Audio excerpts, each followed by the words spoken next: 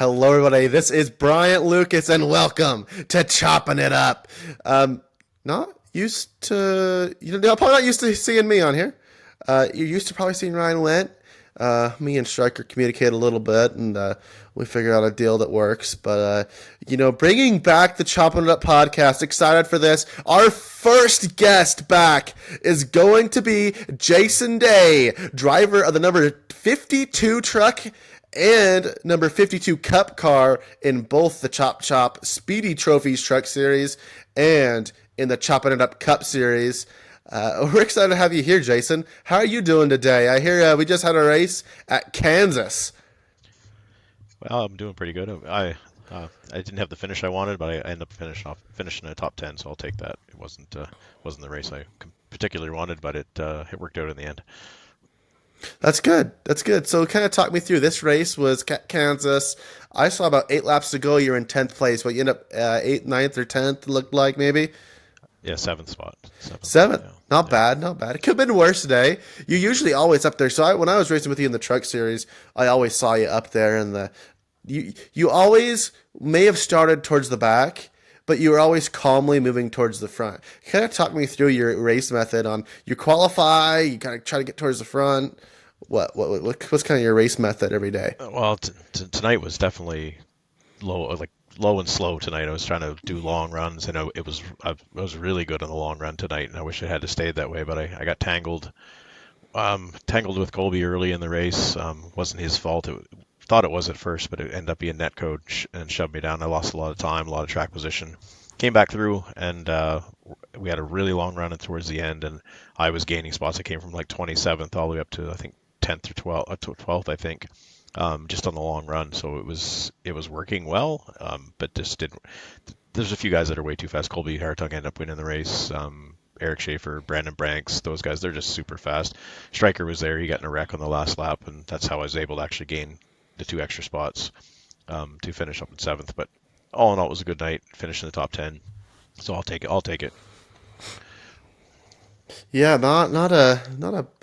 It could be worse. I've had definitely worse races. I'm more like to just come in for those road courses or some specialty races, that are pretty fun. But let's talk a little bit more about you. You won the Super Late Model Championship in Chop Shop, the Sunday night league, Sunday during the day league, really, that we were running. And I saw it. Signature did a whole big thing for you. Kind of talk me through that season and what you did to get that championship. Consistency. I think I had a little bit of an advantage. I've raced super lates for a really long time. It's kind of my main thing that I've done for the last probably 10 years. I've been on iRacing, so I mostly do short track stuff because that's what I do in real life, or I did do. I'm retired driver now, I guess. I don't have a race car anymore. I sold it. But yeah, I like the short track stuff. So that's all I've ever done. So when I suggested to those guys to have a super late model series, I felt like I was going to be right there, kind of be able to run up front, and I think I won 5 or 6 of the races out of the 10, and I ended up actually missing a few races at the end, but I was able to still pull off the championship. Luckily, just over Anthony Crownover, who had never raced super lates before until this series, and he picked it up really quickly, and he was consistent every week. He was right there for those wins too, so he was a good guy to race with. This is what I like about Chop Shop is I knew you won those races. They do such a good job at letting the whole Discord know, hey, this guy won this race. They got the banners that go up, and Signature does a great job too. Yeah. They got their things that they post, and you were like killing that series. And we did talk about it when I was doing the Thursday night truck broadcast. Not Thursday, Tuesday night truck broadcast with Signature, and you were killing it. Last season, Brandon Branks wins the championship in trucks. Where were you finishing at there? I finished pretty far back. I had to miss quite a bit of the season because of my son's baseball. So I was in the hunt for the playoffs for a while. I probably was in the top 10 for quite a long time, and then I basically missed the whole second half of the season. And then I came back for a couple of races towards the end for the playoffs. I was able to get into a couple of playoff races, but I wasn't in the playoffs then. I was just in there to be as another contestant to try to get a win. But it was good. It was a good season. I think now that this season started through the winter, I'll be able to race all these races for this series I only miss one or two maybe, just for an odd baseball away trip in the fall maybe. But um, I think I can run a whole season right now and have a chance to maybe go for. I don't think I can win a championship. Nathan Biggart's hungry. He's missed out on a couple right now that he just has such great regular seasons and just doesn't have that last thing to pull it off. And that, I mean, again, it's that whole playoff system that I'm not a big fan of in NASCAR or whatever, but it is what it is, and Nate's been so consistent. I think he won 9 races in the regular season and still didn't win that championship. But Brandon came on. I think he won the last 4 straight races of the season to win that championship. So Brandon's good. He's super clean, races really well.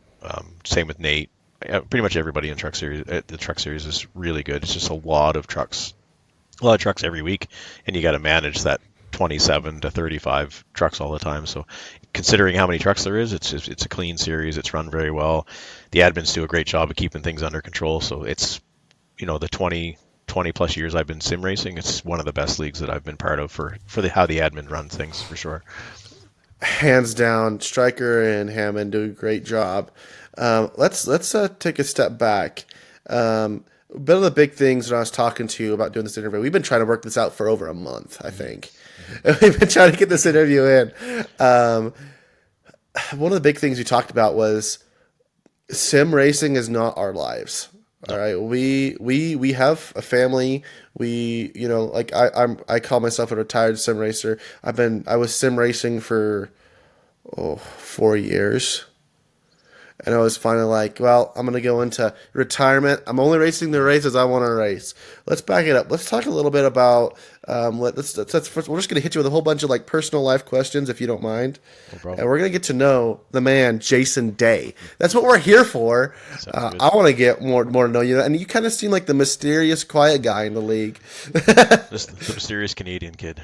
The mysterious Canadian kid. Yeah. Amen. So where were you born? I was born in Nova Scotia, Canada, on the East Coast. I now currently live in Victoria, British Columbia, Canada, all the way on the West Coast, so from one coast to the other. So I moved out here 17 years ago with my boys and my wife at the time. We're separated now, but it was a move that I wasn't happy about when we first did, because 30 years in Nova Scotia. I was born and raised, and that's all I knew. But I came here, and I absolutely love it here. My boys wouldn't have had the opportunities they have here. Like I love the West Coast now. I miss the East Coast? Yeah, for sure. But this is home for them, and this is my home now. So this is where I'll probably stay for the rest of my life. So. Okay, let's talk about growing up as a kid in Canada on the East Coast. What was it like in those forming teenage years? Talk to me about some big events, or what was some of the things you go and you do on the East Coast in Canada? Baseball. That was my life as a kid too. I played softball, fast pitch, baseball, and that was consuming my life the same as it does my boys. My youngest boy now. Both my boys played for years, but baseball, spending time with my family, my grandfather, helping around in the yard, just time with friends, school. But yeah, baseball was life for me too, and hanging out with my friends, that was life for me. Let's talk about, we're going to hit a couple of things here. Sure. Let's talk about school. How far did you go in your education? Where did you graduate high school? Graduated high school in Nova Scotia from Musquodoboit Royal High School. I try to spell that one. That's a big one. I won't even bother trying. Back in 95. So that's all I have is my grade 12, and then I started work right away doing I worked at a service station throughout high school, just pumping gas and changing tires and all that kind of stuff. And then when I finished high school, I went for summer to work for a big landscape company, farm/landscape company. And I started off just as a laborer, and there was a funny story, but I started off as a laborer, and then there was a guy on a machine that you distracted me with your typing. I'm working over here, making sure I remember my questions. It's all good. It's all good. So there was a few machine operators and stuff, and I asked if I could jump in the machine. I thought I could do a better job than one of the guys that was running the machine right then. It was making her work really hard for us. So my boss at the time said, "Well, if you think you can do it better, you jump in there and do it." And yeah, I've been a machine operator ever since. So I've been a machine operator for 30 years now. So run pretty much everything: dozer, excavator, grader, everything. So, but mostly excavator now. Do a lot of civil work, underground construction, digging around services, gas lines, sewer drain, water, big civil projects. That's usually what I do now. So you're an operator. That takes a Operator. lot of skill. I'm just the idiot semi driver that you load up with all that dirt. Um, so machine operator, that's really cool. So you just run excavators all day usually. What kind of Most of the excavators time. do you run? Right now we have an Hitachi. Right now, mostly Hitachi gear that I have.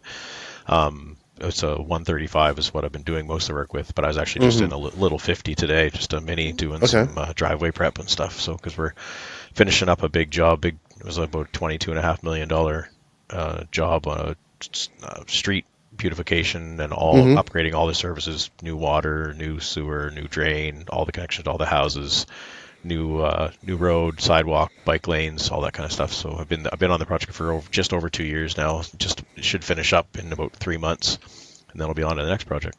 So is this a beautification project for a city or a subdivision? It's no for a city. It's a Okay. main street, but the city's expanding. The city's Okay. expanding here so fast that the infrastructure is old and it needed to be Yeah. upgraded in order to add because they're basically a lot of the older houses are selling out now and then they're building condos in those lots. Exactly. So you go from 5 people to 500 people. Now you need to have bigger infrastructure. So that's what we've been doing is adding bigger pipe, bigger infrastructure so it can handle the influx of people that are coming in. That's a big deal. And one of these, and I just gotta shout this out because these kind of jobs can be hard. Because a lot of the time, like with my job, I do the roll off dumpsters for the construction sites. I service those, and we're having a big influx, and it's kind of weird. We're having weird fluxes back and forth of a lot of building, lots of building, lots of building. Well, we're not the best place with our economy, the world economy right Yeah, now. right. The fear is of a crash, and if we have a massive crash, me and both you probably lose our jobs. Is that not right? I think so. I think in my line of work with the infrastructure, like the underground, like there's always going to be work for that. Like you're always going to have sewer. You always have to have water. That stuff always has to go in and has to be upgraded or has to be maintained. So I don't think I would ever lose my job that way. But yes, the company that I work for right now, we've gone just in 5 years, we've expanded so big. It's a Yeah, company that's been around for about 60 years, and I've worked with them for 5 now. Um, but they've expanded so quickly, even just in the last 5 years, just because of the big boom here.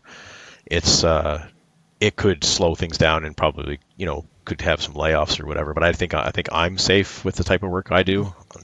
But yeah, it definitely could slow down for sure if we get a big crash in the stock market and all the housing prices and stuff go down. Like would be kind of nice because I live probably in one of the most expensive places to live in Canada, so it's not very fun.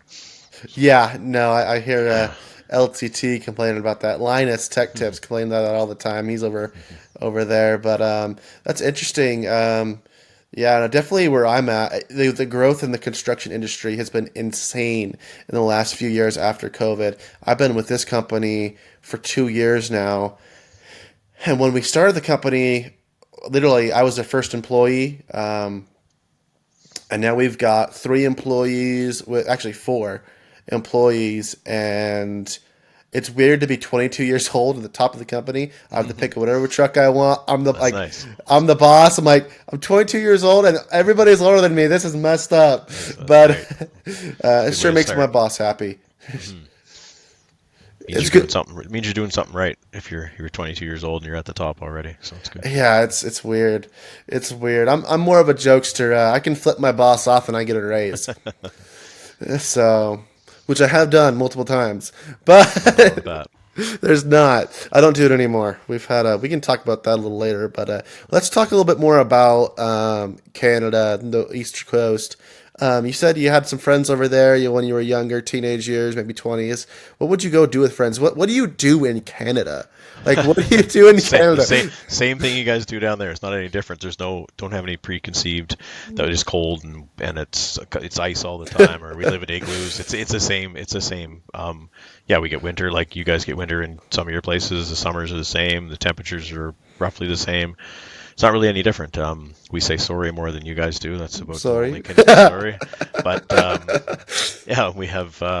Yeah, it's no different. Like we would go. Well, if I was in my 20s, we were probably partying and drinking on the weekends and going to the Hmm. lake and hanging out on the boat or on the dock and that kind of stuff, or playing some baseball. I still played up until in my 20s, and like just with some rec leagues and stuff. I didn't go as far as I'd like my kids to go, but it's been fun. And I had we were always into I was busy with construction, but I was always been into cars and helping people out with their cars and stuff like that. And yeah, so just basic, normal, everyday country life. I kind of grew up in the country, and I don't now. I live in kind of a city, urban area, and I miss farming, I miss the country life. But it's maybe someday. But farming's expensive here.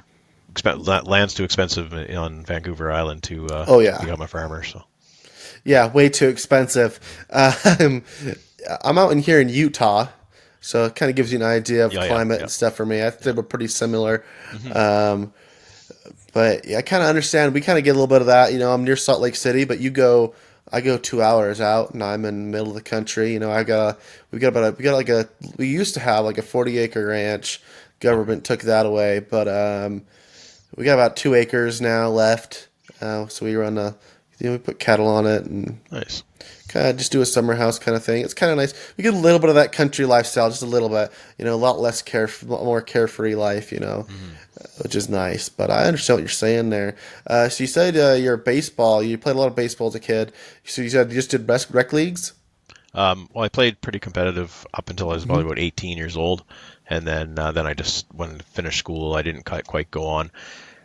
I probably could have. I just my headspace wasn't in the right spot at the time to kind of keep going. I wish I had some of the opportunities that people have today, or some of the Hmm. guidance of where you would go. I wasn't the best student in school, so going on to college probably wasn't going to happen for me. Like I wanted to get out and go working right away, but if hindsight's 2020, if I could go back and change it now, I probably would have tried to pursue more and go on a little further. But it is what it is, and I don't regret anything or going to change my life in any way. But yeah, definitely opened my eyes to how you try to guide your own kids or other people, and don't just sell yourself short or settle for this, keep going type thing. So I've been doing the same job for 30 plus years now, and right now Hmm. I kind of wish I could do something else, but I'm kind of stuck doing this probably till the day I retire, which is probably the day I die. I don't know, so we'll see how that goes. But yeah, Right. yeah, so I'm almost 50 years old now, and I don't really feel like working the rest of my life, but it's probably going to happen. So we'll see. Yeah, it'll get tiring, but so baseball was good to you. You talked kind of a lot about school, and I kind of want to open up to you as well and kind of like tell you, like, I kind of agree with you. Looking back, I'm not that old, but I had lots of opportunities as a kid, and I didn't take advantage of them. At 15, I got sent to a college. I got sent to Utah Valley University. I was on campus with 24-year-old, 20-year-old kids at 15, going against them in classes and stuff. And I was a kid. I did not take really good advantage of it. I didn't have horrible college grades, but Yeah. I let my high school grades, because I was doing both at the same time. I kind of let my high school grades fall. I fell just barely below a 3.0. I got kicked out of the college and high school, and went to went to high school for a year and a half there. Then I went to a normal high school for 6 months and graduated. I was done. So I graduated, did nothing with those extra years. It's probably my biggest regret. I could have graduated, went right back into college, and I could have got the degree I was supposed to get anyways. But looking back, you always, and this is for the kids that are listening, looking Right. back, you're always going to go, I wish I put more effort Oh, into exactly. this. Yeah. You know? If I realize now how like I know even my kids made a big deal about school, like how stressful it was or how hard it was, and I was like, man, if you once you get older, you're going to realize high school was the easiest thing you'll ever do in your life, and you could have aced it if you just did your work or not, took the time to do it. Because yeah, I would love to go back now like, not that I have regrets, but I could go back now, and that would be the easiest part, like most stress free you could probably deal with. But you don't know that when you're a teenager and you're dealing with, drama, whether this guy likes you or this girl likes you, or this guy came over to beat you up after school or whatever, or you didn't have the right clothing on. Like, there's a lot of stress when it comes to trying to figure yourself out, when you're at that age, and who you're going to be and what everybody expects of you. So yeah, it's tough. I mean, as an adult, you can say that easy. It's super easy to go through school, but it really wasn't. We all had struggles for sure. You're so right. Looking back, seems so easy. And like the big thing, like I said, I went to college at 15, 16, and then went to a normal high school for 6 months. Going from a college atmosphere to high school, it was like going from Stanford to a junior college kind of. It was like you were learning so much. You just want to learn, Right. go achieve. You moved to a normal high school, and it was like I could go to class and not learn a single thing. I could learn nothing the entire day, And I honestly think the U.S. school system's failing us based on what I experienced. It's still like that in Canada too. They don't even fail anybody anymore. I don't think. They just basically just push everybody on, and it's just yeah. So. That's messed up. I feel they should make the curriculum a little harder. I think that people can learn a lot more. That's coming from somebody who went to college and then got kicked out. Yeah. So I got a little room to talk, but not a ton. But that sounds good. Talk about a little bit about your schooling. So baseball, you tried to go to. So just what was the big reason you just weren't good enough to get a scholarship, or grades weren't good enough? It just wasn't in the cards. I never even thought about it like at that. Like it wasn't like it was here. Like they push it here, and the baseball's big here. And I played fastball, which is like if you see if the girls play it down in the States, like girls fastball, but men's fastball was huge on the East Coast when I grew up, and I played a lot of that and had some really good players that went on to some good things playing it. And I just didn't. I think I could have been good enough. I just didn't have the drive I needed at the time. And it's, girls get involved. You start, girls' life, money, all that kind of stuff. You just lose interest. And yeah, I regret some of that now, but no, it's everything worked out in the end. Is it kind of relieving that you got to live a little bit of that out with your kids though?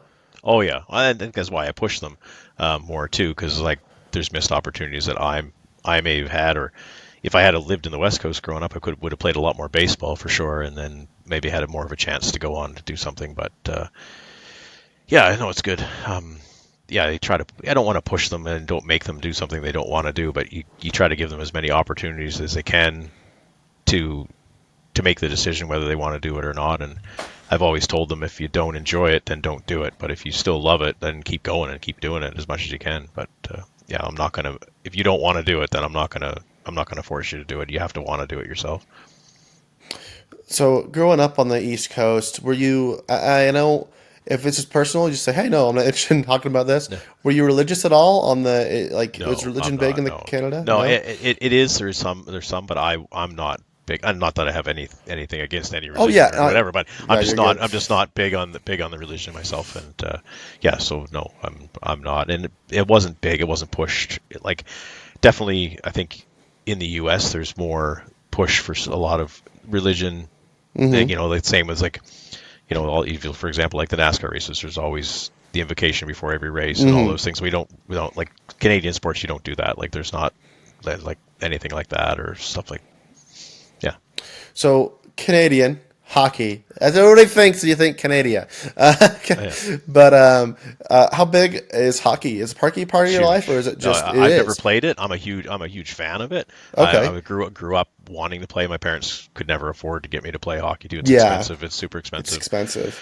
I would say Canada, is the king of hockey, but I mean the U.S. has won 30 straight years of Stanley Cups, so I mean there hasn't been a Canadian team win a Stanley Cup in over 30 years. So, but all the Canadian players are playing for most of those American teams. So it's like Canada hockey's huge. Hockey's king here in Canada. Soccer's becoming very big here. It's a huge sport. Football's not great here. We have our own football league, but it's not good compared to the Yeah. NFL. Um, we just basically just get all the guys that don't make it to the NFL and they play Yeah. here, and yeah. But yeah, hockey's king. I'm still a fan. I don't like a Canadian. My favorite team is not Canadian, so it's kind of weird for me for everybody to say. But I'm a huge New York Rangers fan. I have been since I Okay. was a little kid. Um, yeah, but I love hockey. Don't watch it much during the regular season anymore. Love the playoffs. I'll watch pretty much all the games I can watch during the playoff time because it's the guys are actually playing.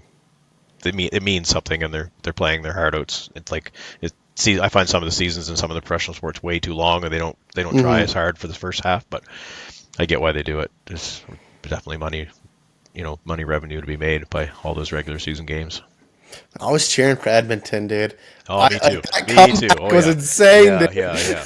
Yeah. I totally was. I was and growing up Edmonton like in the 80s and a Hmm. kid and stuff, Edmonton was king. Like they had Wayne Gretzky and all those guys, Estetik and Mark Messier, all those great players in the 80s that won all those cups in a row when Edmonton was king and yeah, so you're definitely rooting for that team to come bring a cup back to Canada for sure. And it would have been good for the group of guys they have now. Like Connor McDavid's one of the best players in the NHL. He's a Canadian kid. Like that would be good too. So it would have been nice to see. Yeah, I got a buddy who lives in Canada, just outside of Detroit. He works for the Spitfires. Okay. What's the name? What's the name of that town? It starts with W. Oh man, I can't remember. But Grant, and he's always talking about cocky, and I live in Utah, so obviously I'm getting into it. I'm starting to head that direction as we just got a Well, you guys hockey are getting team. you're getting a team. Yeah. Yeah, we got Arizona. You're getting the Arizona team. That's right. That's true. So I'm starting to get excited for that. Starting to see pop up the next month. They're going to be start doing preseason games. Did they decide a name yet, or is it just going to be the hockey club, Utah Hockey So Club? this season it's going to be just the Utah Hockey Club, Okay. and then next season I'm pretty sure it's going to be the Utah Yetis. Oh, I like that. I like that. Yeah, That's a good name. I always said no. You can just say I'm an idiot, but I always wanted to be the Utah Raptors. Because Utah Raptor, that's the raptor Yeah. that shows up in Yeah. Jurassic Park. Yeah. Like That's not a Utah bad one. Raptors. So that'll be good. Only it's conflicting though with the Yes. basketball team with the Toronto Raptors, right? So it's a little conflicting. Yeah, but there's also other teams that conflict throughout sports No, as well. for sure. But I was like, oh, maybe I like the like Yetis. no. Yetis is good. Yetis is good, yeah. Yetis is good. So yeah. So let's talk baseball. So you obviously like baseball as a kid. Was there any like Canadian baseball? I don't know much about Yes, baseball either. there's a team I'm only NBA. So There's only one Canadian baseball team. Toronto. In Toronto, there used to be Yeah. two. Montreal had a team also, but they folded. They're now the Washington Nationals. That's who used Okay. to be. So that's where they are now. Do I think Vancouver could get a MLB team? Absolutely. I think they can support one on the West Coast. I can't see it happening anytime soon. But yeah, I'm a huge baseball fan. It doesn't matter who's playing on TV. I want to watch it. Who's playing? I like baseball. I like the history of baseball. I just everything about it. I'm a Jays fan because I'm Canadian, but I've always liked the Chicago Cubs. I watch pretty much like the Dodgers are fun to watch, except for I don't watch them this year because the whole Otani thing. I just I kind of lost interest in them buying buying all Right? their wins. So yeah, but I like baseball in general, so I like to watch it. And big fan of it. Yeah, no, I think Vancouver, like, you gotta have two expansion teams to make it work, right? The Miller Group here in Utah is trying to get an expansion team. I don't know if you knew that, but Utah is trying to get MLB there, and maybe that'd be cool to get Utah and Vancouver a team, but they definitely deserve it. I think if anything expands, I think Seattle needs to get another basketball team. I think the Supersonics need to come back. If any team in any professional sport needs to come back, it's the Seattle Supersonics, in my opinion. But I think the OKC or the Clippers, need to move back. Like, I honestly think the Clippers. I think LA's a little saturated. yeah, I agree. Yeah, but they have the population; they can pull They it do. off. But yeah. They do, but they always have the two. Like in the NFL, it's the Chargers. They're the team Right. that's like, we're just here. Right. Whenever a team comes to town, there's more fans of the other team than there is of the Chargers. And like, but there's tons of Rams fans. Even though they were in St. Louis for forever.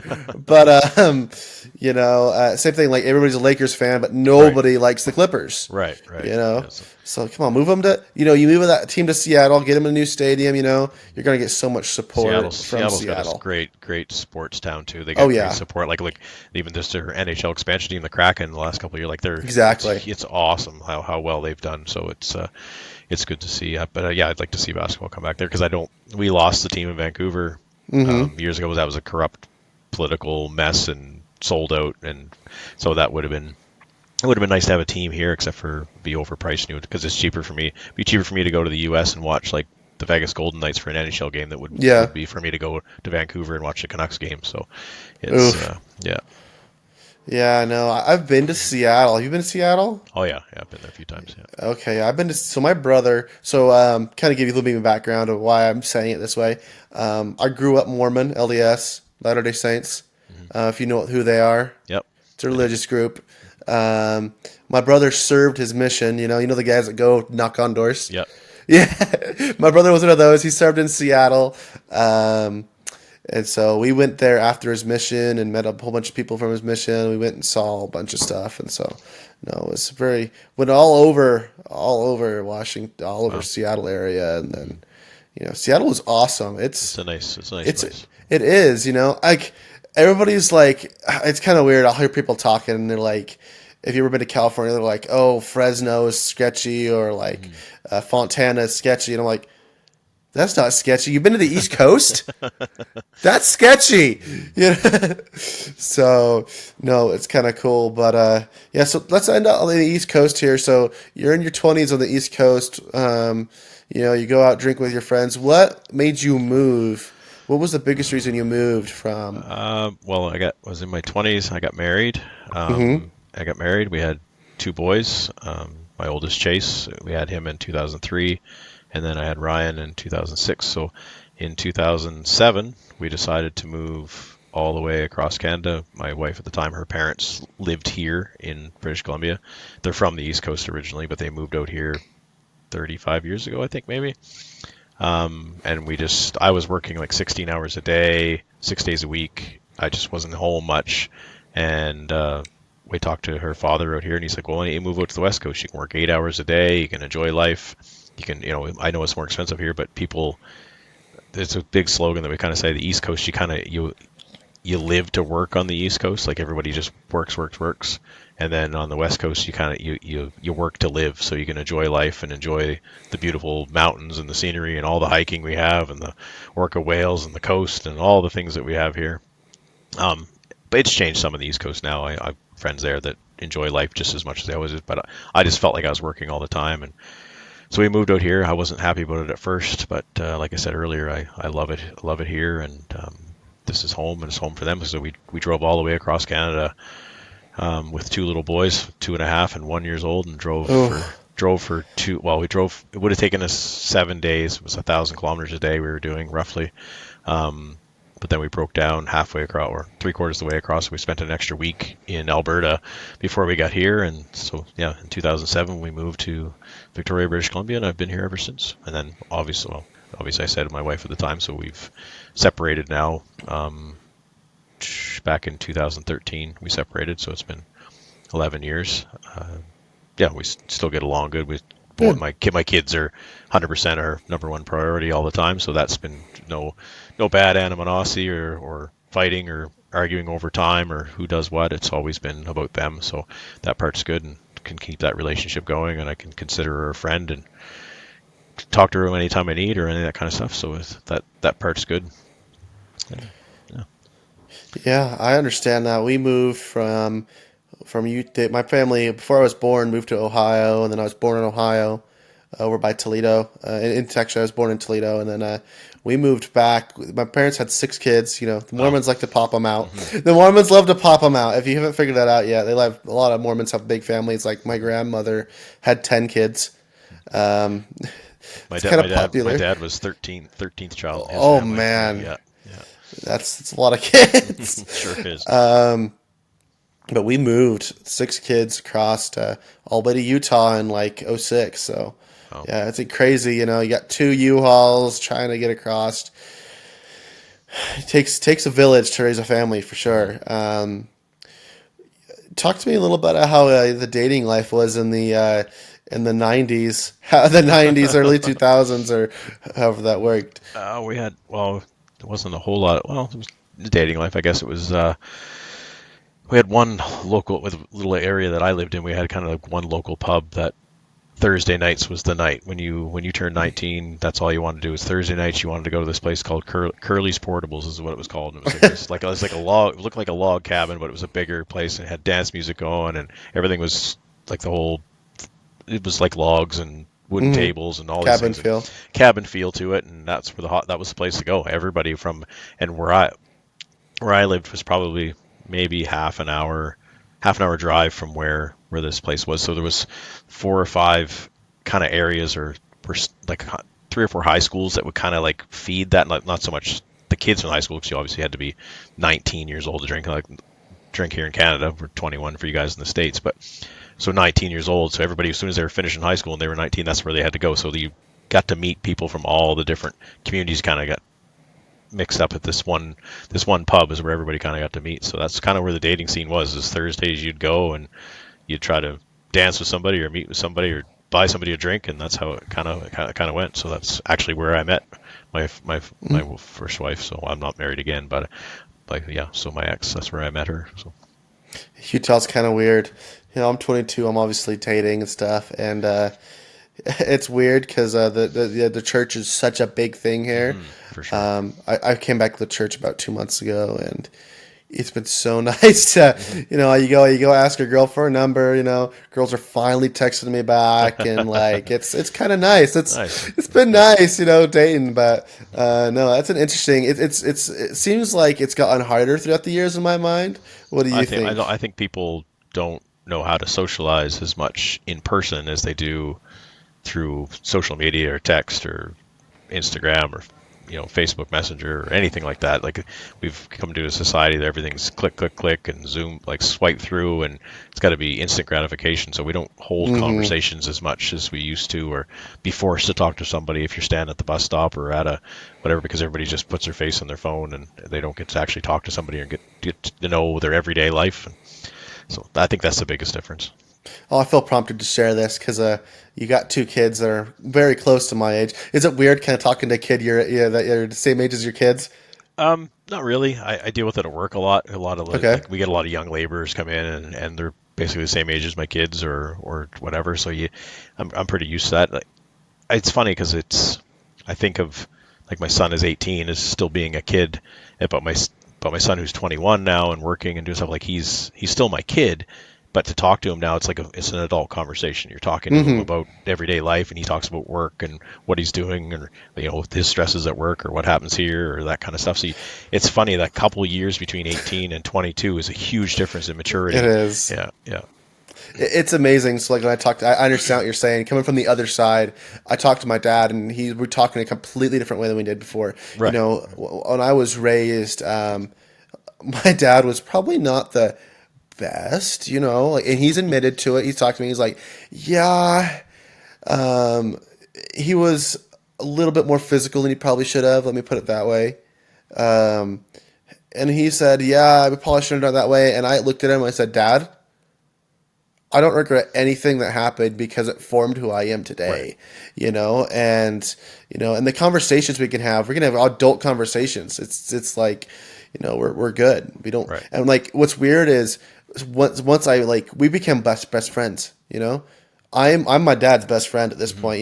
We go to NASCAR. I'm the youngest in my family. We go to NASCAR races. We go to Utah. Like every summer, Utah Salt Lake Summer League basketball comes to town. I tell my boss, sorry, man, I'm leaving at 12 o'clock for the next 3 days. Right. You're screwed, but I'm going to go have dad time, and we go to a NASCAR race every year. We went to Vegas in March, to the Vegas NASCAR race, that's before I joined the church again. I was drinking, and we actually brought, I would drink it during the night, but we brought my 5-year-old nephew with me. Horrible decision. I'm never bringing a 5-year-old to a race again. No. That was a bad decision, but it was fun. The kid had a ball. I don't know if you remember that race, but the kid he's 5 years old. So what car does he pick as his favorite car? The five. The five for sure. Yeah. Yeah, the five. He's 5 years old. He picks the five. Yeah. So he gets a Kyle Larson shirt. He's got the Kyle Larson hat. Who wins at Vegas this year? Kyle Larson won, didn't he? Kyle Larson. Yeah, he did win, yeah. The kid's like, he's screaming. He's having a good. Oh, it was awesome. He had a That's great awesome. time. But That's a good experience for him. That'll definitely make him a fan if your guy wins right away for sure. oh yeah, no, it was interesting for him. And then, but me and my dad before we left Vegas were like, we bought season tickets. We're like, we're not bringing him back in the fall. No way. It's interesting dealing with kids. So let's talk about that a little bit. You're having to raise two kids, move across the country, start a new life, kind of. Talk to me about starting a new life across the country. It was tough when I first moved here, and I had already had, I don't know, maybe 15 years experience in my type of work I had done, and it was booming here. And I got here, and everybody said, "Oh, you'll have no problem finding a job. You've got tons of experience. You've done all this. You'll have a job." It took me over 2 months here, and I was ready to move back. I couldn't find any work. I said I was willing to do anything. I was like, I just wanted to get somewhere that had machines that I could get in. I didn't care if I did labor, put pipe in the ground, did whatever. I'll just work my way through. But when I first moved here, it wasn't what I knew; it was who you knew, and it was Yeah. it's a cliquey town, and you had to know somebody that knew somebody, and once you're in, you're in for life. And so that's where I'm at now. Like finally 2 months later, I got a job, started running a machine, and like was able to show them what I could do. And now now I could pretty much go anywhere I want here. So it's definitely a cliquey town, but it was tough. It was tough for the first couple of months because I was ready to go back home. But once I got established here, it was great it was a great life for the kids. It's not a harsh winter where I'm at, so we were able to do stuff year round, be outside. My boys started playing baseball really young. Had great little league where we started. Lots of little league fields around our area, so there was lots of places to play.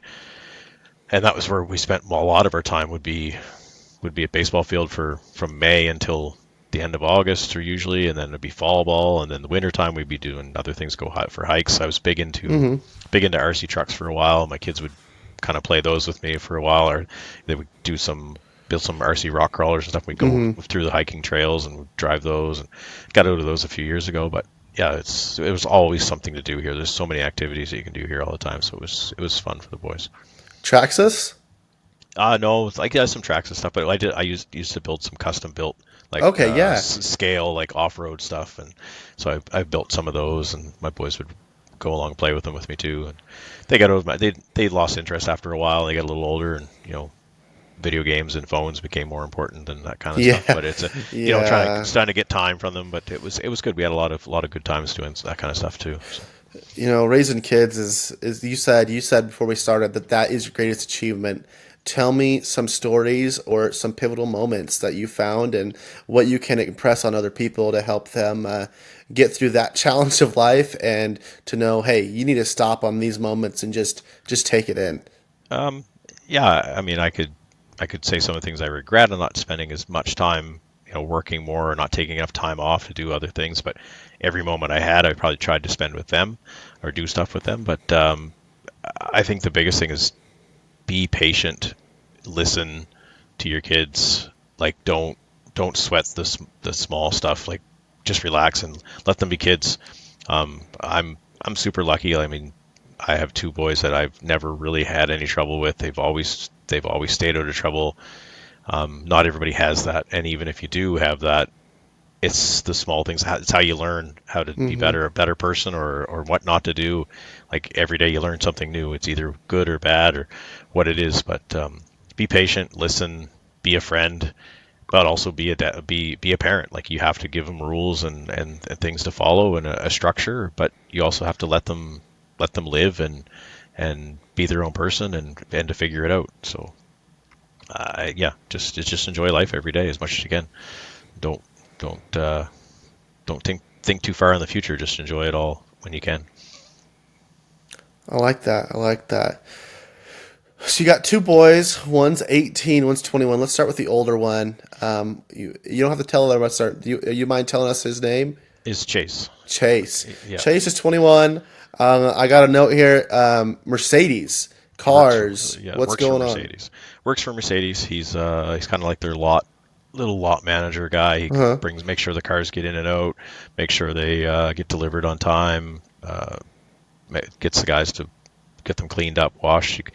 Just yeah, kind of run around guy for Mercedes. He's been there a little bit, a year and a half now. He worked for Toyota before that. After he finished school, he worked for a grocery store all the way through school. Hard work, really hard worker, and likes what he does. I definitely think he could go way further.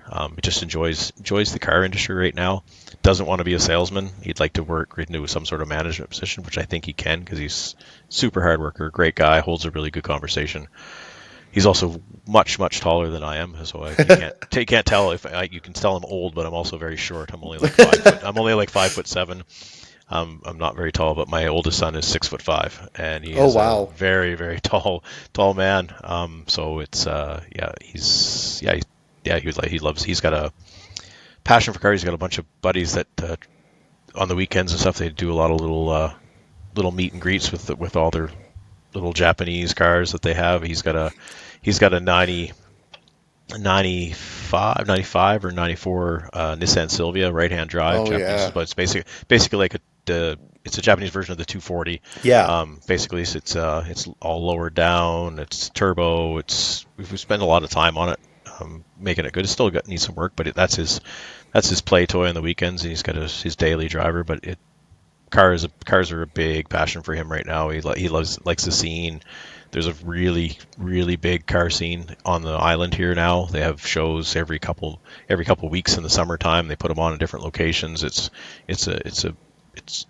quite nice. They put it on very well. Lots of charities involved, lots of good car groups, and the nice thing about it is there's the guys that have the 20s and 30s and 40s cars, the 50s. Then there's the muscle cars, and then there's the tuners, all the Fast and Furious style, and then there's like everything. They all get together and they work as a group. They're not just singled out as being okay. Well, you guys are the troublemakers with all your Japanese stuff, and we're gonna go here with our hot rods. It's all everybody together, and they've got a good relationship with the police departments and the local businesses and things like that. So there's never too much trouble. And if there is one guy that gets out of hand, like they deal with it themselves, and they have a good relationship with the cops. They can deal with that kind of stuff. So it's kind of nice to see something that people you feel like the car industry is going away because of electric cars and the environment. Of course, you got to care about the environment. We don't want to lose it, but like there is something to be said about good classic cars, all that kind of stuff. So I'm glad to see some of it around for sure. So I don't know. That's his life right now. He's just hanging out with his friends and working and having a good time. And I like to see him when I can see him. Yeah. No, it sounds. How far away does he live from you? Like, Well, he's only maybe 10-minute drive, so not very oh, far. it's not So bad. That's good. they come over a couple times a week and have dinner, and we hang out. And like I said, I'm with my youngest son.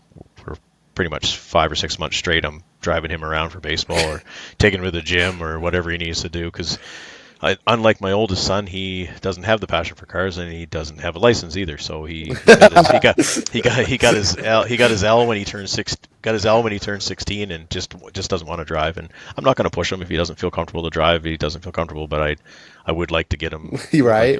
Not that I like driving around because because I get to spend time with him and hang out with him and do that kind of stuff. And I like going to baseball practice or watching practices or watching games.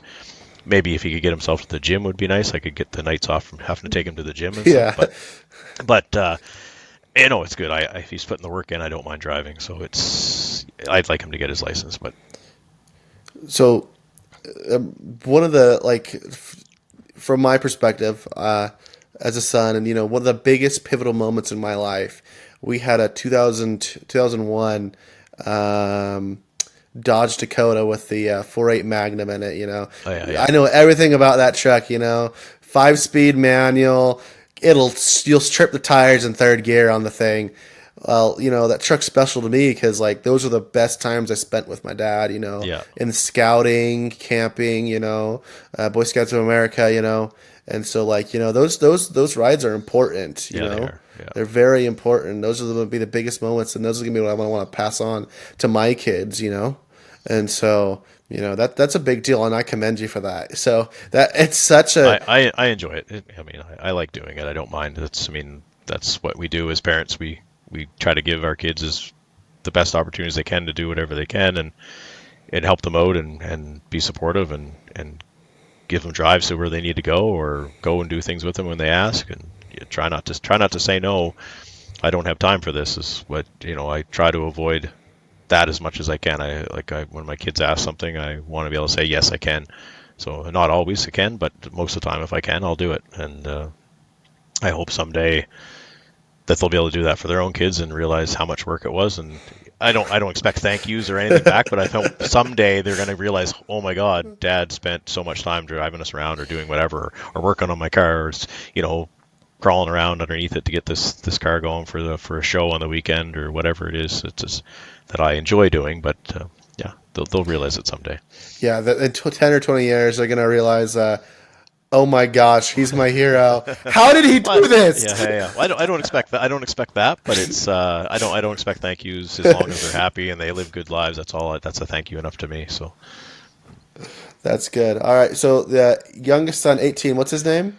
Ryan, Ryan. Baseball. So what's going on with his baseball career? baseball is life for him right now. Besides school, and he's got friends and does whatever. But my oldest son played up until he was probably 17. I thought 17, about the year of COVID. He played pretty not as competitive as Ryan, but he played a lot of ball. He was very good. Mm-hmm. Didn't have the same mindset. He would get upset about things. He was competitive, so when he didn't do well, it would be frustrating for him, and it made him not want to play as much. Um, but yeah, when COVID came and we weren't playing, he decided to work and not play ball, and he just didn't come back to it, which is fine. Ryan's the other way. He could make a mistake. He could make 10 mistakes in a baseball game and be upset about it, but he would make 10 other good plays because he knew he had to go on and make the next play. He never wouldn't get would never if he was upset, he wouldn't really show it. He would go on to the next play, and he's just had a passion for the game. Loves the game, loves everything about it, smiles playing the game, loves sports in general. He's a huge basketball fan, like you. You could ask him any stat from probably the last 40 years, and he could probably tell you he knows everything there is about basketball. But his passion to play is baseball. Mm-hmm.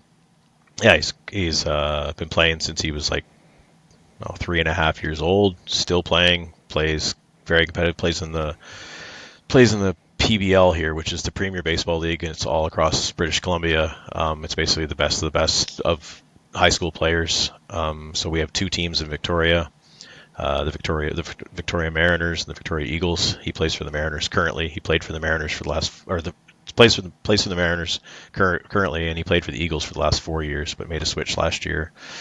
Just to, there's a lot of stuff. I won't get into it. There's a lot of stuff to go on with that, but I won't get into it. But he's quite happy where he's at. He's playing.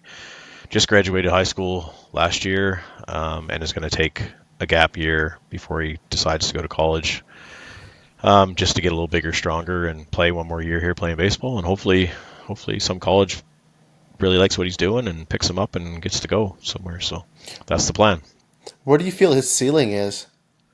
I don't know if he has one. Oh, really? Like I That's like good. I think his ceiling is his own. The only thing that's stopping him is himself. Mm-hmm. I think if he doesn't put the work or the time or realize what he has to do, but I think like any kid, anybody who has any type of passion, like the sky's the limit for anybody. Is if you put the work in, you will achieve something. It's just a matter of how much work you put in. Like there's kids that have unbelievably amount of skill and talent and just raw natural talent, but if they don't have the drive or desire to make it go any further, that's as far as they're ever going to go. So you have to want it, and right now I think he wants it. He puts a lot. I don't know. Maybe I'm forcing him to, but no, I'm not forcing him. But he goes to the gym 3 days a week. We're practice 3 days a week. We play games every weekend. This time of year we got a few weeks off, so it's kind of nice to get a little break before fall ball starts. But that's life for him, and hopefully he gets a job. Maybe works some part time right now in his gap year, but it'll mostly be just baseball and training this whole next year, just to try to find a place to go to school. But the other thing is he doesn't know what he wants to do in school yet, so that's part of it too. He doesn't really know what he wants to take or major on, kind of thing. He just knows he wants to be able to go and keep on playing baseball. So, All right. Well, last personal question, then we're going to hit all the sim racing stuff. Sure. We'll get through it decently quick. I know it's getting pretty late, so we just talked through your entire life pretty much. If your kids hear this, maybe you'll have them watch this or have them listen to it. It's going to be on Spotify. What is the one thing? What do you want to tell them if they come through and watch this? You just look through your entire life, looking back to that conversation. What's the big thing you want to say? Hey, like this is what I want you to know from this, and this is what I want you to learn. I think the first thing I would say would be sorry for all the things I couldn't have done, because maybe I didn't have enough money or I didn't have enough time to do everything they ever wanted to do. We never took a lot of trips. We did some local things, but we never took a lot. I would have loved to have taken them, exploring the world a little bit, or even do Disney or whatever, those things that we never did that because we were just so involved with sports or other things. But that's my one regret I have to say. I'd have to say to them that I would have liked to have done more things or taken more time off work to do more things like that.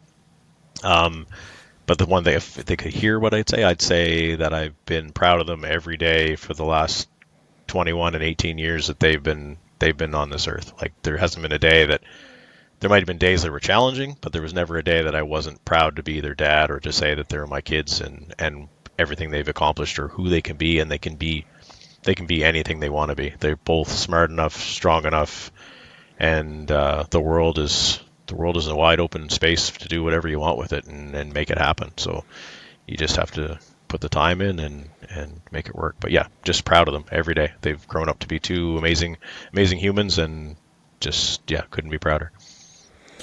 All right, well, that's awesome, man. Love to hear that from my dad.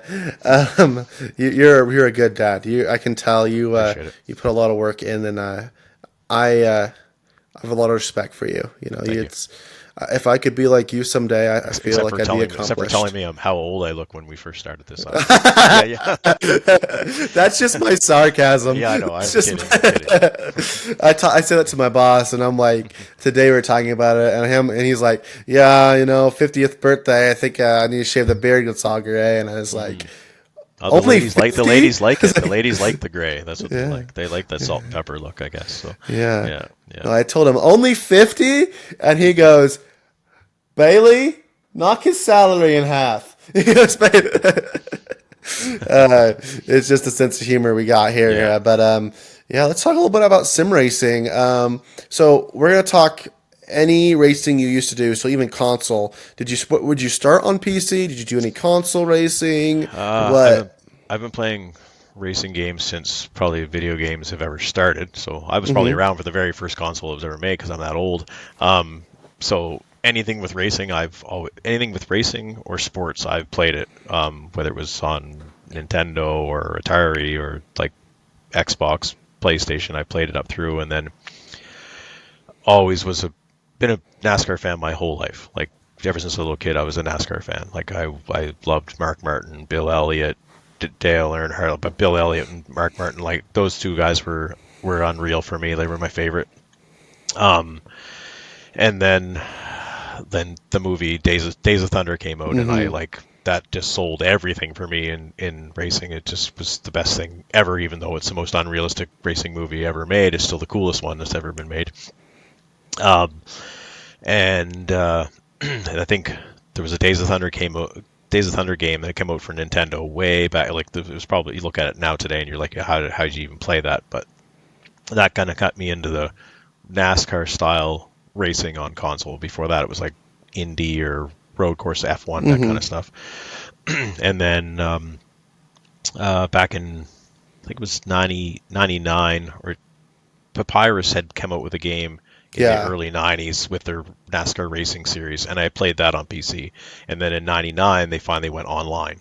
And that's where you started playing. So that's when I started. I started in 99 racing I was on the East Coast, and just went on a forum one time, and then I met probably 25 guys all on the East Coast that were all into it, and we would race once a week on Sundays, and we would do 50% of the what actual cup race. So every Sunday, whatever cup race happened that night, we would race a 50% race based on that. We ran a league like that for years, and then all those guys, we would get together every year. And this is where I've gone to the real NASCAR race. We'd all get together. We'd all meet up, and we would drive to New Hampshire, and we'd spend a week. And all the guys that I sim raced with, we'd spend a weekend together in New Hampshire watching the real races, and go. And so yeah, that's how I started. And then so I raced that, the 99 series, the 2003, all the upgrades to the NASCAR 2003 series through Papyrus. Up until probably 2006 or so, I raced that with a bunch of different leagues on the East Coast. And then we moved here in 07, and I didn't have a computer, so I stopped sim racing for about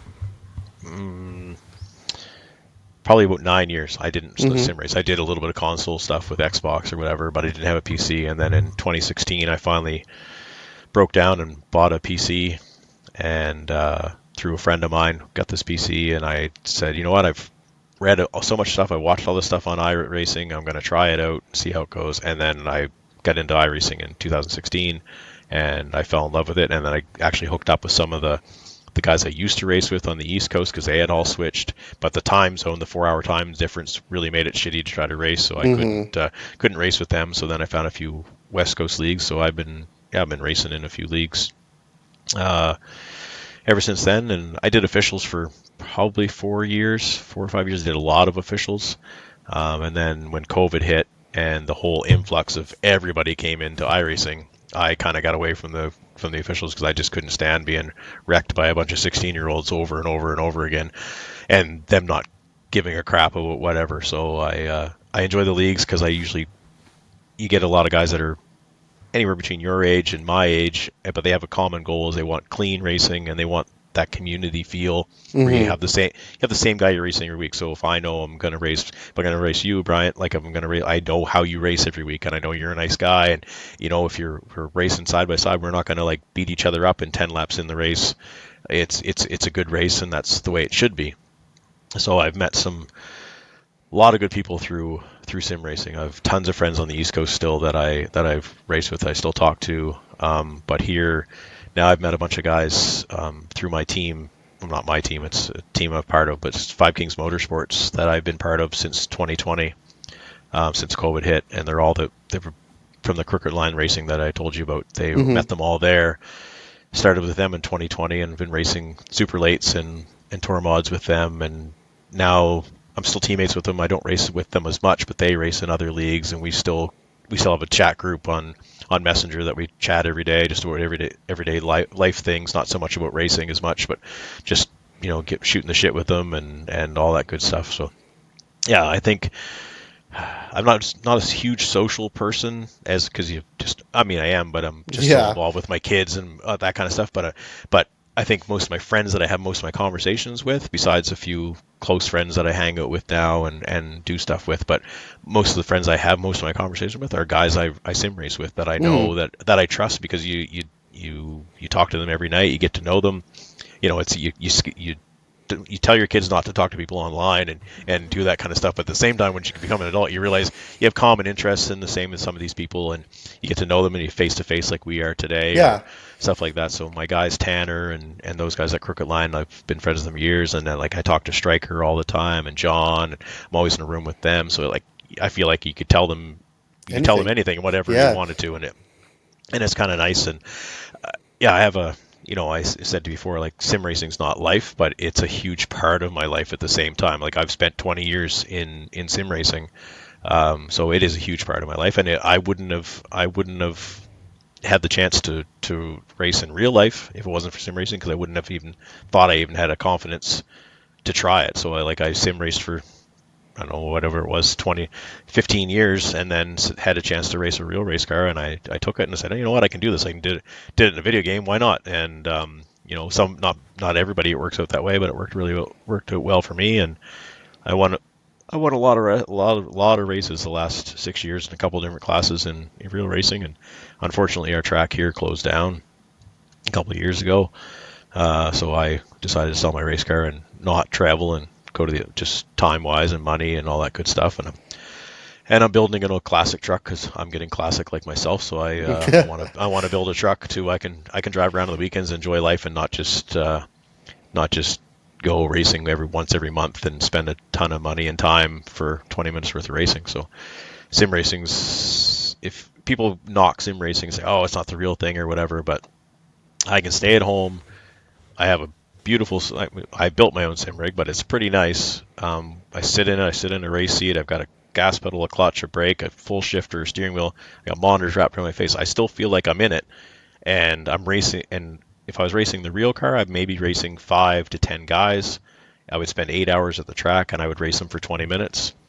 I get home from work. I'm on the sim rig for over 2 hours racing with 37 guys. Yeah. The competition is way That's more intense. awesome. And at the end of the day, if I get wrecked, I'm not owed any money. I'm not hurt, and I can go to work the next day because I didn't break my leg or bust my arm or do whatever. I might have hurt my feelings. Colby Hartung, you hurt my feelings tonight, but it wasn't your fault actually. It was net code, but I don't know. Sim racing's been huge for me. I've got a lot of friends from it. I love it. I'll probably do, like I said, working till I die. I'll probably will sim race till I die because it's something I enjoy. I don't put a lot of money into it. Like a lot of guys have the big expensive rigs and the wheels and stuff. I have a pretty simple setup. I built everything by hand, all out of wood. But if you were to see a picture of it, you'd probably Impressed. think it was pretty impressed. It's got a late model door on the side of it. It's all LEDs, and it's nice. But it serves its purpose, and I enjoy it, and I get to meet guys like you, which is nice. So.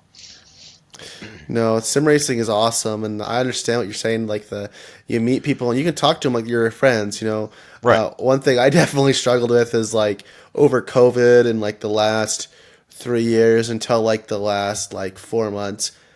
Sim racing was my whole life. I had this giant league called Light Year Racing League on NASCAR Heat 5. Over 250 drivers. We were the big league on NASCAR Heat 5.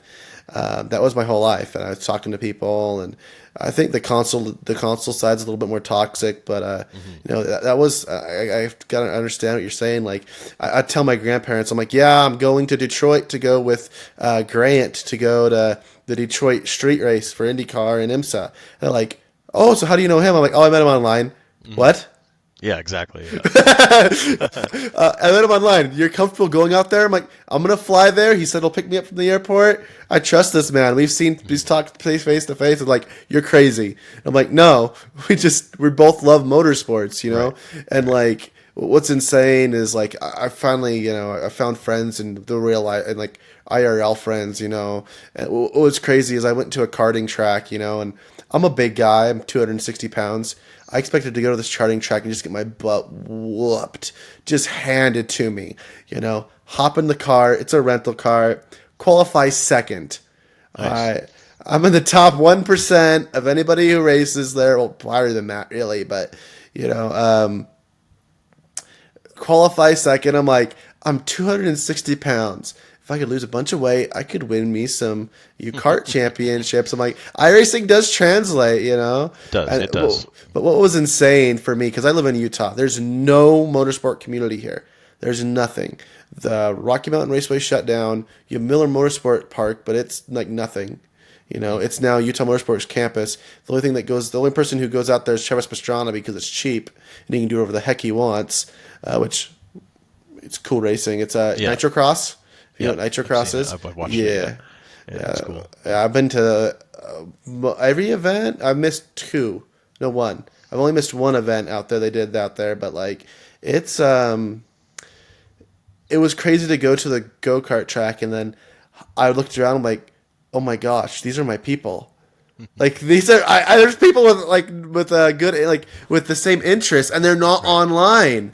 Right. And then like all these guys are like, oh, I want to try out your iRacing rig, and so I've had guys come over, and they're like, and one guy's like, right now he's like, you're building me a PC, you're building me an iRacing rig, and it's like, oh man, But no, it's an amazing how the community can come together, and then 100%. yeah, and you did got to do it in real life. So is that what it kind of was like going to the racetrack as a driver? Because you raced mini stocks, Yeah, you got yeah. two track championships in mini stocks. Is that what it was like to go to the track? You go, oh my gosh, these are my people. It was, yeah, and I had hung out at the track some and gone to watch some of the races, so I knew some people there. Real racing is a little bit different because, well, it's not really any different. It's about the same. Sometimes the guys will help you, sometimes they won't, just like sim racing. But yeah, it's definitely a community feel. It was really fun. It was a great racetrack here. It had been here for over 60 years. Good history. Tons of races happened here. Some good race car drivers. Actually, the one Canadian who's ever finished in the top 10 in the Daytona 500, way back in the 1970s, early 80s, is actually from Victoria here. And he's passed away now, but I know his son very well. Um, and yeah, so there's been some good race car drivers come out of this area. I'm obviously I'm only lived here for 17 years, so I'm new to the area. But I was welcomed in very well when I first started racing. I just raced little Hornet cars when I first started, just little 4-cylinder front wheel drive stuff, and then I did that for a couple of years, and I won a lot of races. And everybody was like, "You need to move up, you need to move up." So we moved up to mini stock, and we had a struggle for a couple seasons, but we did win a couple races, and then a couple things clicked, and a friend of mine came over, and he's a really good race car guy. He's good on setups and everything, and he came and we weighed my car, and we realized the car should have been turning right better than it was turning left. So we changed the weights around and got it cross weight just right, and then we went out and just dominated. The only thing change we made was just get the cross weight right on the race car, and then we finished off one season, and I think we won. We won four or five of the last 6 races at the end of that season once we changed the setup, and then the next year we won 9 out of 11 races when we won the championship the next year after, and yeah, we just 2 track records, a couple championships, and it was a lot of fun. The car was on rails, so I sold it a month ago. It's been sitting for 2.5 years, and I finally sold it a month ago. I didn't get exactly what I wanted for it, but the market's not really hot, and was able to trade it for some parts for my truck build that I'm having too, and some cash. But it was pretty sad to see it leave. That car had been a race car for I think over 20 years, and it had never won a race until I had driven it. So it was kind of cool to be the only guy who won races in that race car. So it was kind of a neat little sad, but it was neat to have that in my belt. And I can say I've raced real race cars. My bucket list is a late model. I'd like to try even just take one for a few laps. I'd like to run a late model because I've done it so much in the sim. I've driven a dwarf car around the track and done hot laps in dwarf cars, which is basically like a legend, like they're legend cars, but they don't have fenders. That's they call them dwarf cars here. And then what's called an old timer. They're basically 30 style bodies on an open wheel chassis oval racers. They're pretty. I've driven a couple of those just on practice and stuff. But yeah, I'd love to. A late models on my bucket list, even if I could just run 10 laps just to see if I could do it. I just want to prove I could do it. And yeah, that's my racing career, and it's probably done except for sim racing. Yeah. What was it like taking your kids to the racetrack? Was that a great joy or? Funny thing is they came for the first couple of years that I did, and a little bit, but they got older and they had lives, and obviously racing seasons during baseball season. So most of the time I would race on the weekends. Ryan was playing somewhere at a tournament or some game somewhere, and then Chase was working most of the time. So for the last couple of years, they didn't come to many races. Chase came, my oldest came my last season when I won my championship and stuff. He was there. He came and helped me in the pits and stuff. But yeah, the racing, they're not big into racing, which is funny that I'm such a huge race fan. Neither of my boys are into racing at all. Like I said, Chase is huge into the car scene. He loves drifting, that kind of stuff. He uses my simulator all the time to do drifting and racing, like plays like BMMG with a bunch of his buddies and that type of thing. Plays a set of Corsa, does drifting, is very good at it. I can't drift. My life depended on it, and he's in here. He's pulling. I built an e-brake in my rig for him and everything, and he's got just going. His hands are going and doing all the stuff, and it's crazy to watch. He's actually very good at it. And then just Ryan's never been interested in racing at all, so I never forced it on them. I've been a racing fan since I was little kid, and I always have, and I always will be. But they have different passions, and they've been there for a few. I've got a few pictures of them with them with me in Victory Lane when I first started, a few things like that. So those are nice little memories to have for sure. Well, your sim racing career has been amazing too. Chop Shop Super Late Model Champ, Crooked Super Late Model Champ, two-time touring mod Crooked Line Champ, uh, X. What's it called? Oh, Right. two-time? Yeah, it'd be I was three-time. yeah, three-time Three-time champion. Ram racing champion, one in supers, one in ARCA, one in trucks. Then obviously you got your two IRL championships. Championships is your life. Yeah. Yeah, I think the community part of it's my life. I think I enjoy racing. It's funny, my one Crooked Line Super Late Model Championship that I won. I finished second quite a few times in that league. But the year that I won the championship, I didn't win a race. I never won a race the whole season. I think I finished.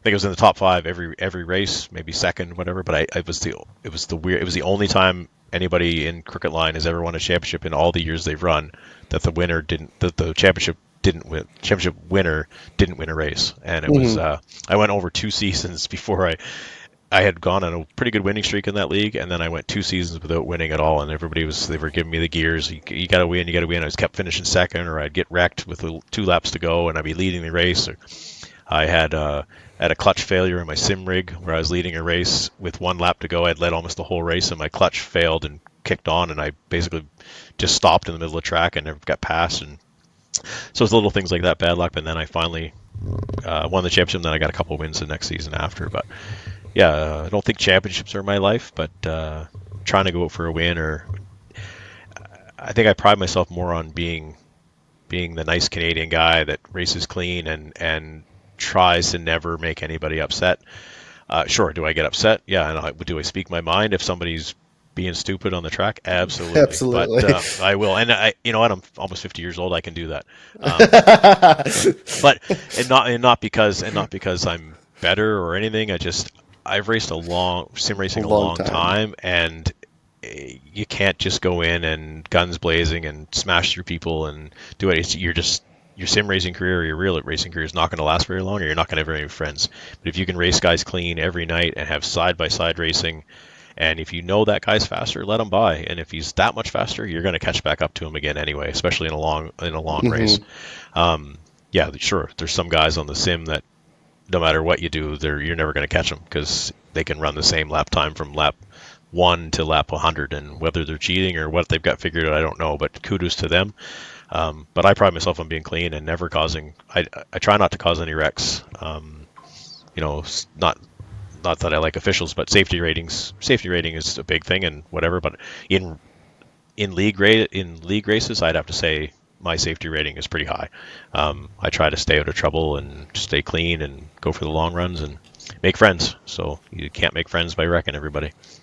Yeah, I kind of feel the same way. You just gotta be really clean, take care of yourself. But it always seems like the one guy always gets you, right? Oh yeah, 100%. Yeah, and it's sometimes I think to myself, a lot of people tell me I'm way too nice on the racetrack. I don't race guys hard enough, or in sim racing, and I probably give away opportunities. But karma comes back around. So if I'm nice enough for a long time, maybe it'll come back around to me. So we'll see. Well, we're starting to wind it down here. Let's talk a little bit about Chop Shop. Chop Shop's awesome, There's plenty of guys watching who are sim racers but don't race. Why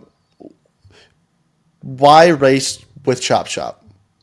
I think, well, for one, it has a great community. Everybody's welcoming.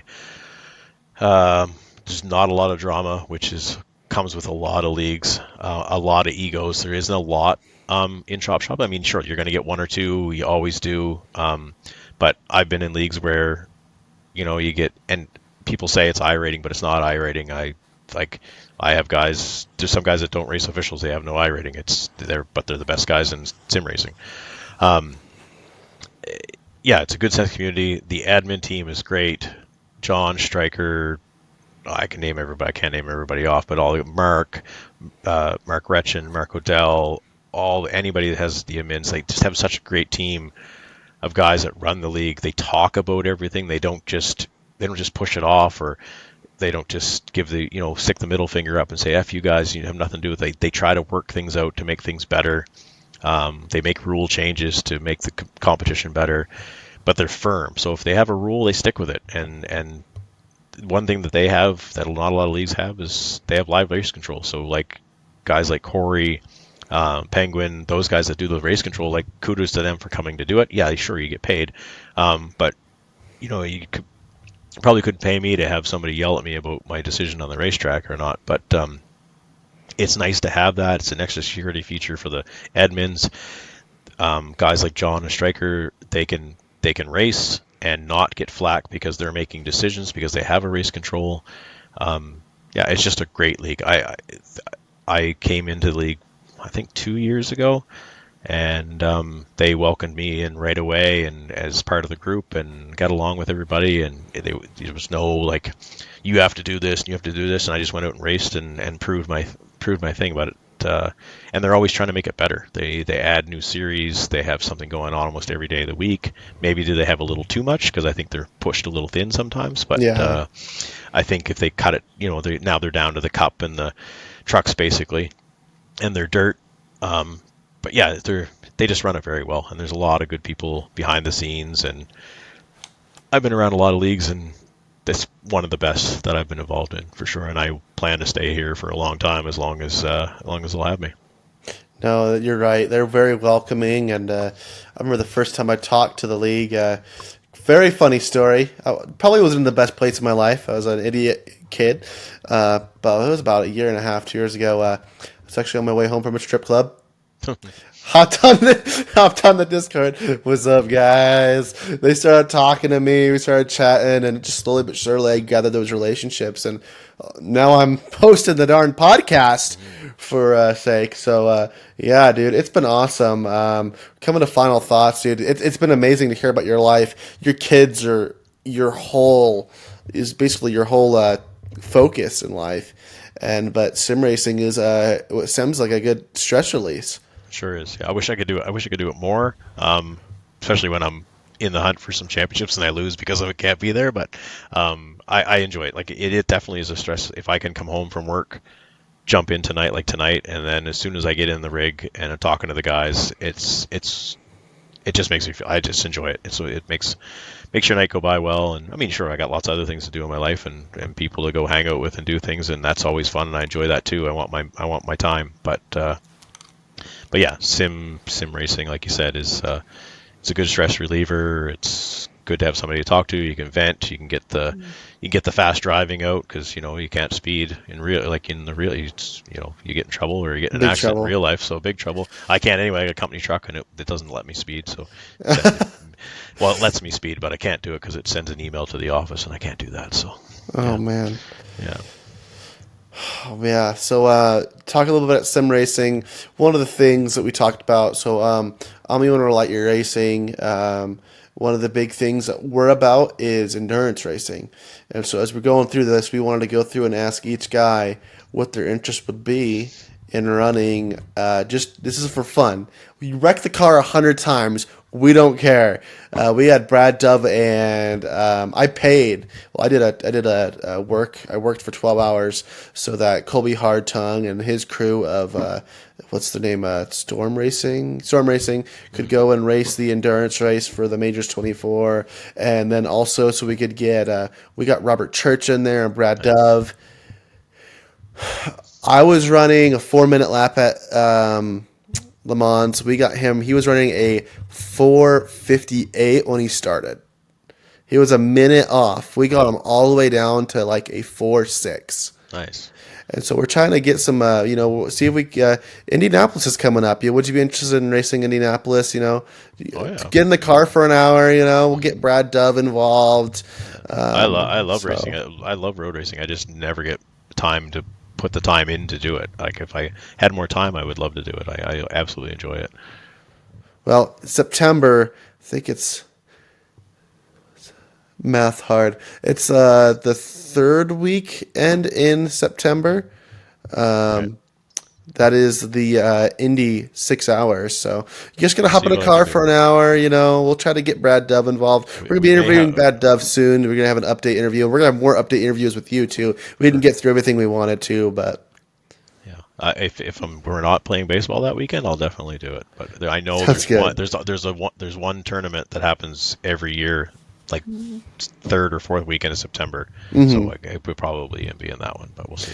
Hey, that's all right, man. We'll try to Yep, get you into one for sure. to get you some road racing experience. We always think the endurance racing is awesome because it shows a different light. And what's great about it is it's a team sport. You Right. come together with all the guys, and you're just chatting, having a Right. good time.